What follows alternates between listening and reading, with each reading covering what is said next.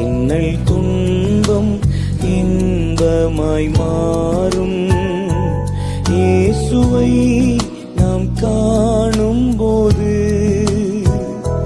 அவர் பாதம் வீழ்ந்து பணிந்து ஆனந்த கண்ணீர் வடிப்பே.